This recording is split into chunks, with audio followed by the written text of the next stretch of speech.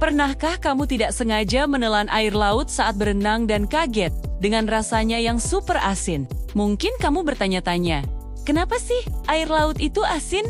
Padahal air sungai atau danau rasanya tawar. Nah, hari ini kita akan mengungkap misteri di balik rasa asin air laut. Percaya atau tidak, semua ini adalah bagian dari siklus alam raksasa yang sudah berlangsung selama miliaran tahun. Prosesnya dimulai jauh dari lautan, yaitu di daratan. Ketika hujan turun, air hujan sebenarnya sedikit asam. Air ini meresap ke dalam tanah dan mengalir di atas bebatuan. Sifat asamnya membuat air hujan mampu mengikis batuan secara perlahan.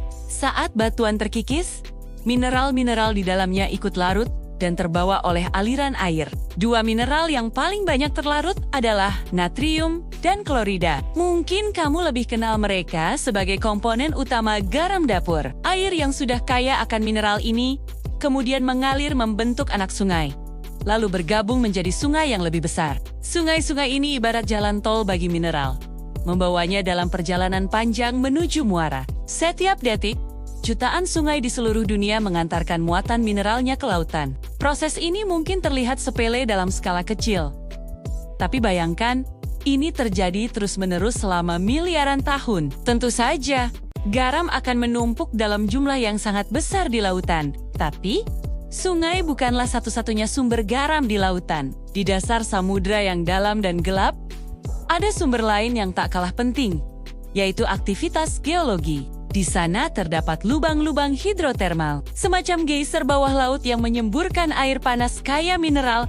langsung dari perut bumi. Selain itu, letusan gunung berapi bawah laut juga melepaskan berbagai zat kimia, termasuk klorida, langsung ke dalam air. Jadi, lautan mendapatkan pasokan garam dari darat melalui sungai dan dari dasar laut itu sendiri. Nah, mungkin ada pertanyaan lain yang muncul. Jika sungai terus-menerus membawa mineral ke laut, kenapa air sungai tidak terasa asin? Jawabannya terletak pada konsentrasi. Mineral di sungai memang ada, tapi jumlahnya sangat sedikit dan terus mengalir sehingga tidak sempat menumpuk. Sedangkan di lautan, ceritanya berbeda. Laut adalah tujuan akhir dari semua aliran air ini. Sekarang kita sampai pada bagian terakhir dari teka-teki ini.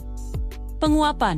Panas dari matahari membuat air di permukaan laut menguap dan berubah menjadi awan. Awan ini kemudian akan turun kembali sebagai hujan di daratan, mengulangi siklus yang sudah kita bahas tadi. Tapi, ada satu hal penting yang terjadi saat penguapan. Hanya air murni saja yang menguap, sedangkan garam dan mineral lainnya tertinggal di laut. Proses penguapan yang terjadi terus-menerus ini membuat konsentrasi garam di laut semakin pekat dari waktu ke waktu. Inilah yang menjaga kadar garam di lautan tetap tinggi dan stabil.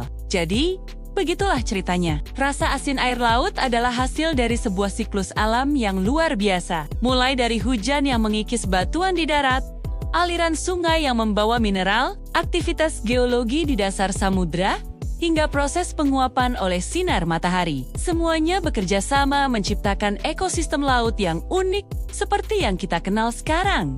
Keasinan ini tidak hanya sekadar rasa, tapi juga sangat penting untuk kehidupan berbagai organisme laut yang telah beradaptasi dengannya. Semoga video ini menambah wawasanmu tentang keajaiban alam di sekitar kita. Terima kasih sudah menonton. Jangan lupa like, bagikan, dan subscribe channel ini untuk konten menarik lainnya. Sampai jumpa di video berikutnya.